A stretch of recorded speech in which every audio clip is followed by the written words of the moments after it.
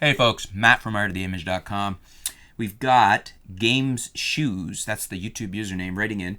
I don't own a D750, Nikon D750, but if you look around enough, you can find some good deals on used D800s. I got my D800 for $1,100 US, and it only had 12.5K shutter actuations. Those usually trend around 14 via a Craigslist listing. That's actually a really good price. Good, great camera too. I mean, one of the best. Yes, I had to drive for 17 hours that day. The guy was 8 hours away, and I could tell he was a smoker from how the camera smelled, but I think I scored a really good deal. Yeah, I guess. I mean, gas, time, and then the smoker. Well, I guess you wouldn't know that if you bought that, off eBay. You wouldn't know if it was a smelly camera. Then very recently, I got the Nikon 24-70 f2. He's got f2.9 here, but I think it means the f2.8 for $900 used, and it trends for $1,200. Again, a good deal. I know that we're all sticklers for price, but don't give up. Someone is always willing to sell their equipment below the market average. So obviously, Game Shoes is responding to a video where we were discussing the price of used stuff and whether we should buy used or not. And that's a tough call for me. Would I buy a D750 used or new, or a D800? I mean, I think between those two, a new D750 or a used D800 for $1,100, that's like half price almost of a D750. I would go with the 800.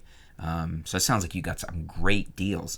And he or she, I'm not sure if that's a he or she, good points in the sense of what we were talking about in our previous video about buying used. Is my three pinnacles of why I buy used are overall price, overall quality, like condition of the camera, and then the mileage, the shutter count, the actuations on the shutter. That's your one indicator on a camera. Now these days, it may have been used for a lot of video, and that I don't really know. I've tried to look into that, and I'm not sure how that impacts it. Like, should we be concerned with how much video's been shot on a sensor?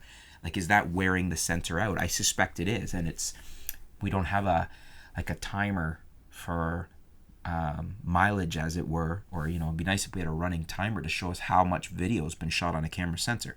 So interesting, but it sounds like he's ticked all the boxes here for low shutter count, good quality, good. It's not been abused, and it's in good shape for the camera. Although, whether or not a camera, if it comes from a smoker's household and it stinks a lot of cigarette smoke, that may just be a deal killer for some people. I would have a problem with that, but I do suspect that there's ways, you might be able to put that in a box sealed with some type of material. I think you can buy stuff online that actually just absorbs all the smoke smell out of something. Probably also just wiping it down really good with some camera wipes and with some cleaner that's not going to hurt the body will probably take away a lot of it, because I think that's just particulate on the camera. And then the price, which you nailed the price. That's really good. For $2,000, you got a D800S. No, a D800, sorry, you were talking about used D800. So a D800 and the flagship lens, the Nikon 24-70 f2.8 for $2,000. So you got arguably one of the best camera combinations on the market today.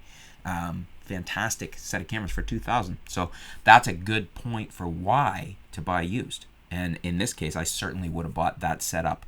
For the price of one new D750 without a lens, you got a higher level body with more resolution, as good performance, and a killer lens. What do you guys think? Would you have gone this route and bought the D800 and the lens? I would have, but would you guys? Leave your comments below, yay or nay, and why or why not. Thanks for tuning in. Thanks for your comment, Game Shoes, and we'll be back soon here at artoftheimage.com.